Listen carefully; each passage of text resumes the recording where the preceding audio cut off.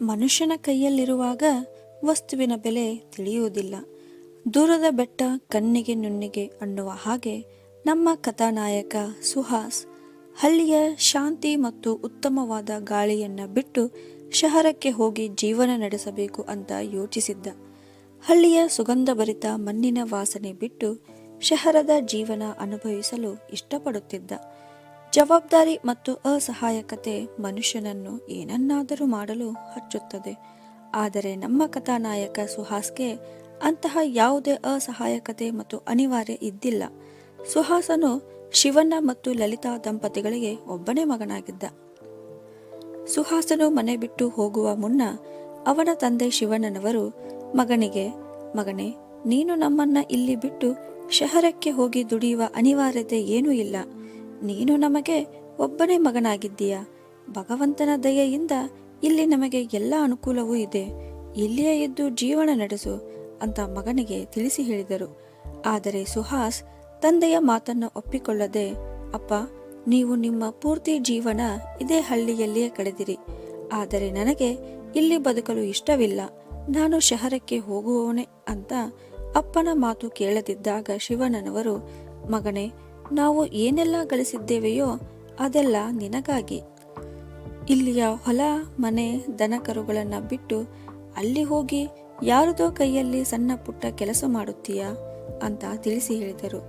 ನಗರದ ಹುಚ್ಚು ಹಿಡಿಸಿಕೊಂಡ ಯುವ ಮನಸ್ಸಿನ ಸುಹಾಸನಿಗೆ ತಂದೆ ತಾಯಿಯ ಬುದ್ಧಿಯ ಮಾತುಗಳು ತಲೆಗೆ ಹೋಗಲಿಲ್ಲ.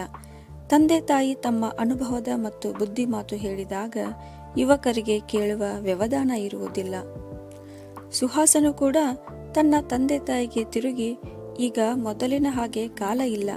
ಜಗತ್ತು ತುಂಬಾ ಮುಂದುವರಿಯುತ್ತಿದೆ. ನೀವು ಹೆದರಿಕೊಳ್ಳುವ ಅವಶ್ಯವಿಲ್ಲ. ಬೇಕು ಅಂದಾಗ ಫೋನ್ ಕಾಲ್ ಮಾಡಬಹುದು. ನೋಡಬೇಕು ಅಂದರೆ ವಿಡಿಯೋ ಕಾಲ್ ಮಾಡಬಹುದು. ನಾನಷ್ಟು ದೂರ ಇದ್ದರೂ ನನ್ನೊಂದಿಗೆ ನೀವು ನನ್ನನ್ನು ನೋಡುತ್ತಾ ಮಾತನಾಡಬಹುದು ಅಂತ ಸಮಜಾಯಿಷಿ ನೀಡಿ ಅವರ ಮಾತನ್ನು ಕೇಳದೆ ತಾನು ಶಹರಕ್ಕೆ ಹೋದ. ಶಹರದಲ್ಲಿ ಒಂದು ಪ್ರೈವೇಟ್ ಕಂಪನಿಯಲ್ಲಿ ನೌಕರಿ ಮಾಡಹತ್ತಿದ. 8 ರಿಂದ 10 ತಾಸು ಕೆಲಸ ಮಾಡಿದರೆ ಅವನಿಗೆ ತಿಂಗಳಿಗೆ 14,000 ಸಂಬಳ ಬರುತ್ತಿತ್ತು. ತನ್ನ ತಂದೆ ತಾಯಿಗೆ ತಾನು ನೌಕರಿ ಮಾಡುವ ವಿಷಯವನ್ನ ಫೋನ್ ಮಾಡಿ ತಿಳಿಸಿದಾಗ ಅವರು ಮತ್ತೆ ಮಗನಿಗೆ, ನಮಗೆ ನಿನ್ನ ನೆನಪು ಬಹಳ ಬರುತ್ತಿದೆ. ನೀನು ಅಲ್ಲಿಂದ ಹೊರಟು ಮರಳಿ ಊರಿಗೆ ಬಂದು ಬಿಡು ಅಂತ ಹೇಳಿದರು. ಆದರೆ ಸುಹಾಸ್ ಶಹರದ ಜೀವನ ಜೀವಿಸಬೇಕೆಂದು ಅದಕ್ಕೆ ಒಪ್ಪಲಿಲ್ಲ. ಸುಹಾಸನ ನಿರ್ಧಾರಕ್ಕೆ ಅವನ ತಾಯಿಗೆ ತುಂಬಾ ದುಃಖವಾಯಿತು. ಆಗ ಸುಹಾಸನ ತಂದೆ ಅವಳಿಗೆ ಸಮಾಧಾನ ಪಡಿಸುತ್ತಾ, ಇರಲಿ ಬಿಡು ಲಲಿತಾ, ಅವನೆಷ್ಟು ದಿನ ನಮ್ಮನ್ನ ಬಿಟ್ಟು ಇರುತ್ತಾನೆ. ತನ್ನಿಷ್ಟದಂತೆ ತಾನು ಬದುಕಲಿ, ಜೀವನದ ಅನುಭವ ಪಡೆಯಲಿ. ಎಷ್ಟು ದಿನ ಅಂತ ನಮ್ಮ ಮಾತು ಕೇಳಿಕೊಂಡು ಇಲ್ಲಿ ಇರುತ್ತಾನೆ. ಅವನಿಗೂ ಸ್ವಲ್ಪ ಅನುಭವ ಆಗಲಿ ಅಂತ ಹೇಳಿದರು. ಸುಹಾಸನು ತನ್ನ ಮನೆಯಲ್ಲಿ ತನಗೆ ಇಷ್ಟ ಬಂದಾಗ ಕೆಲಸ ಮಾಡುತ್ತಿದ್ದ. ಆದರೆ ಈಗ ಇನ್ನೊಬ್ಬವರ ಕೈ ಕೆಳಗೆ ಅವರು ಹೇಳಿದಂತೆ ಕೆಲಸ ಮಾಡುವ ಹಾಗೆ ಆಯಿತು. 2 ತಿಂಗಳು ಹುರುಪಿನಿಂದ ಕೆಲಸ ಮಾಡಿದ. ಸುಹಾಸನಿಗೆ ನಂತರದ ದಿನಗಳಲ್ಲಿ ಕೆಲಸದ ಒತ್ತಡ ತುಂಬಾ ಆಗತೊಡಗಿತು. ಪ್ರೈವೇಟ್ ಕಂಪನಿ ಆದ್ದರಿಂದ ಎಷ್ಟೇ ಸಮಯ ಆದರೂ ಕೆಲಸವನ್ನ ಪೂರ್ತಿ ಮಾಡಬೇಕಿತ್ತು. ತಂದೆ ತಾಯಿಯೊಂದಿಗೆ ಫೋನಿನಲ್ಲಿ ಮಾತನಾಡುವುದಕ್ಕೂ ಅವನಿಗೆ ಸಮಯ ಆಗುತ್ತಿದ್ದಿಲ್ಲ. 4 ದಿನದ ನಂತರ ತಂದೆಯ ಕಾಲ್ ರಿಸೀವ್ ಮಾಡಿದಾಗ ಶಿವಣ್ಣನವರು, ಮಗನೇ, ಅಂತಹ ಏನು ಕೆಲಸ ಇದೆ? ನಮ್ಮೊಂದಿಗೆ ಫೋನಿನಲ್ಲಿ ಮಾತನಾಡುವಷ್ಟು ಪುರುಸೊತ್ತು ನಿನಗೆ ಆಗುತ್ತಿಲ್ಲವೇ?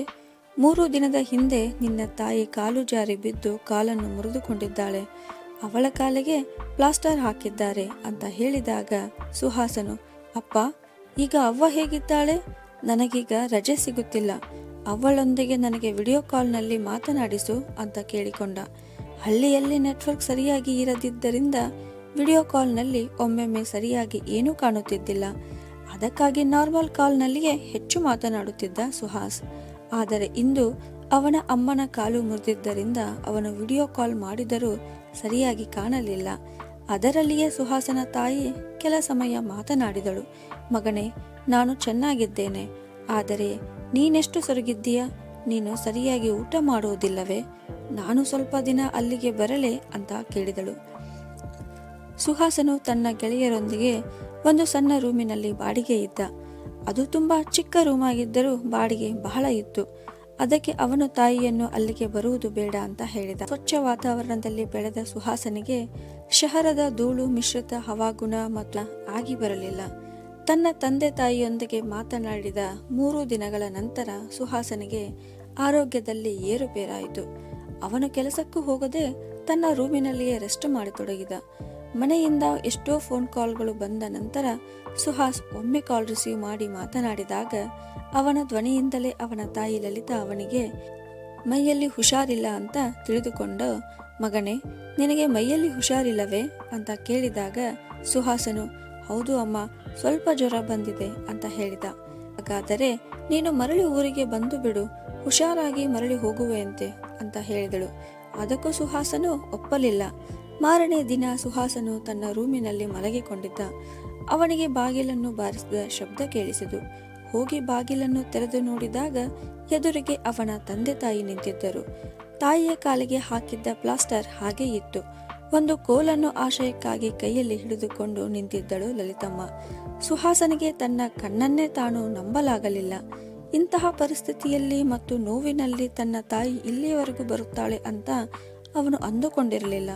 ಕೂಡಲೇ ಅವನು ತನ್ನ ತಾಯಿಗೆ, ಅಮ್ಮ, ನೀನು ಇಲ್ಲಿ ಇಂತಹ ಪರಿಸ್ಥಿತಿಯಲ್ಲಿ ಏಕೆ ಬರಲಿಕ್ಕೆ ಹೋದೆ?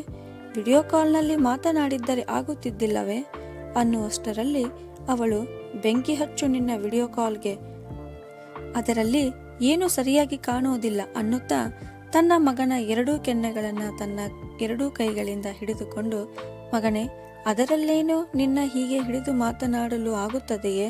ನೋಡು, ಇಲ್ಲಿಗೆ ಬಂದು ಎಷ್ಟು ಸೊರಗಿ ಹೋಗಿದ್ದೀಯಾ ಅಂತ ಹೇಳಿದಳು. ಸುಹಾಸನಿಗೆ ದುಃಖ ಬಂದರೂ ಬಲವಂತದಿಂದ ತನ್ನ ಕಣ್ಣೀರನ್ನು ತಡೆ ಹಿಡಿದುಕೊಂಡ. ಏಕೆಂದರೆ ತನ್ನ ಕಣ್ಣಲ್ಲಿ ಒಂದು ಕಣ್ಣೀರು ಹನಿ ಬಂದರೂ ತನ್ನ ತಾಯಿಗೆ ಕಷ್ಟವಾಗಿ ಬಹಳ ದುಃಖಿಸುತ್ತಾಳೆ ಅಂತ ಅವನಿಗೆ ಗೊತ್ತಿತ್ತು. ಆಗ ಅವಳು, ಮಗನೇ, ನೀನು ಮನೆಗೆ ಬರಲು ಆಗದಿದ್ದರೇನು, ನಾವು ಬರಬಹುದಲ್ಲವೇ? ನಮಗೆ ನಿನ್ನ ಹಾಗೆ ಯಾರ ಅನುಮತಿಯನ್ನು ಕೇಳುವ ಅವಶ್ಯವಿಲ್ಲ.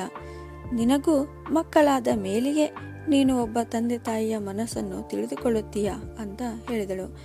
ಆಗ ಶಿವಣ್ಣನವರು, ಮಗನೇ, ನಾವು ನಿನ್ನನ್ನು ಬಲವಂತದಿಂದ ಇಲ್ಲಿಂದ ಕರೆದುಕೊಂಡು ಹೋಗಲು ಇಚ್ಛಿಸುವುದಿಲ್ಲ. ಏಕೆಂದರೆ ಇದರಿಂದಲೂ ನಿನಗೆ ಸ್ವಲ್ಪ ಅನುಭವವಾಗಲಿ ಅನ್ನುವ ಉದ್ದೇಶ ನನ್ನದು. ನೀನು ಯಾವುದಕ್ಕೂ ಬೇಸರಗೊಳ್ಳಬೇಡ. ಏನೇ ವಿಷಯವಿದ್ದರೂ ನಿನ್ನ ತಂದೆ ತಾಯಿಯ ಎದುರಿಗೆ ನೇರವಾಗಿ ಹೇಳು. ನಿನಗೆ ಯಾವಾಗ ಇಷ್ಟ ಆಗುತ್ತೋ ಆವಾಗ ಮನೆಗೆ ಬಾ ಅಂತ ಮಗನಿಗೆ ಧೈರ್ಯ ತುಂಬಿದರು. ಆಗ ಸುಹಾಸನು ತನ್ನ ಮನದಲ್ಲಿ, ನಾನೆಷ್ಟು ಅದೃಷ್ಟವಂತ, ಇಂಥ ತಂದೆ ತಾಯಿ ನನಗೆ ಇದ್ದಾರಲ್ಲ, ಅವರಂತ ತಂದೆ ತಾಯಿಗೆ ಮಗನಾಗಿ ಹುಟ್ಟಿದ್ದಕ್ಕೆ ನಾನೇ ಪುಣ್ಯವಂತ ಅಂದುಕೊಂಡ. ಮಗನಿಗೆ ಶಹರಕ್ಕೆ ಬಂದು ದುಡಿಯುವ ಯಾವ ಅನಿವಾರ್ಯತೆಯೂ ಇರಲಿಲ್ಲ. ಯಾವಾಗ ಬೇಕಾದರೂ ಮರಳಿ ತನ್ನ ಮನೆಗೆ ಹೋಗಬಹುದಿತ್ತು. ಅಷ್ಟು ದಿನ ತನ್ನ ತಂದೆ ತಾಯಿಯನ್ನ ಬಿಟ್ಟು, ಹಳ್ಳಿಯ ಸ್ವಚ್ಛವಾದ ವಾತಾವರಣವನ್ನ ಬಿಟ್ಟು, ತಾನು ಆಡಿ ಬೆಳೆದ ಮನೆಯನ್ನ ಬಿಟ್ಟು ಶಹರಕ್ಕೆ ಬಂದಿದ್ದಕ್ಕೆ ಅವನಿಗೆ ಈಗ ಪಶ್ಚಾತ್ತಾಪವಾಗತೊಡಗಿತು. ಕೊನೆಗೂ ಆ ತಿಂಗಳ ಕೊನೆಯವರೆಗೂ ಕಂಪನಿಯ ಕೆಲಸ ಮಾಡಿ ಮರಳಿ ತನ್ನ ಹಳ್ಳಿಗೆ ಹೋಗಿ ತನ್ನ ತಂದೆ ತಾಯಿಯೊಂದಿಗೆ ಇರಲು ನಿರ್ಧರಿಸಿದ. ಅದಕ್ಕೆ ನಮ್ಮ ಅಣ್ಣವರು ಹೇಳಿಲ್ಲವೇ,